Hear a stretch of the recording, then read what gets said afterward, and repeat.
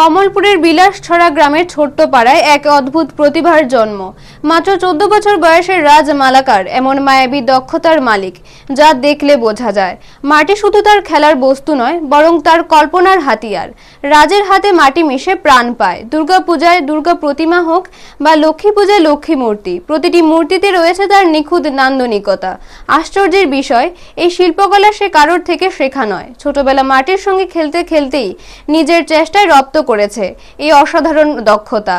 রাজ জানিয়েছে আগামী 23 জানুয়ারি তার স্কুলে অনুষ্ঠিত মা বাগদেবীর পূজার জন্য সে নিজ হাতে একটি মূর্তি তৈরি করছে।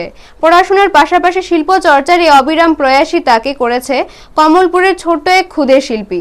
এবার প্রশ্নটা সমাজের প্রতি, এমন প্রতিভার পাশে কি আমরা দাঁড়াবো? সামান্য সহযোগিতা ও সঠিক উৎসাহ পেলে রাজের মতো প্রতিভাবান কিশোর ভবিষ্যতে আরো বড় সাফল্যের চূড়ান্ত শিখরে পৌঁছাতে পারবে। ব্যুরো রিপোর্ট, নিউজ তৎকাল 24। আমার নাম রাজ মালাকার, বাড়ি বিলাসছড়া। বাবার নাম জ্ঞান মালাকার। আমি শুরুর থেকে মূর্তি বানাই, সব মূর্তি বানাই। লক্ষ্মী পূজার সময় 50-60টা মূর্তি বানাইছি। তুমি কি কারোর থেকে মূর্তি বানানো শিখছো আগে? না, নিজের থেকেই। তুমি কি কি মূর্তি বানানো জানো? সব মূর্তি বানাইতে জানি।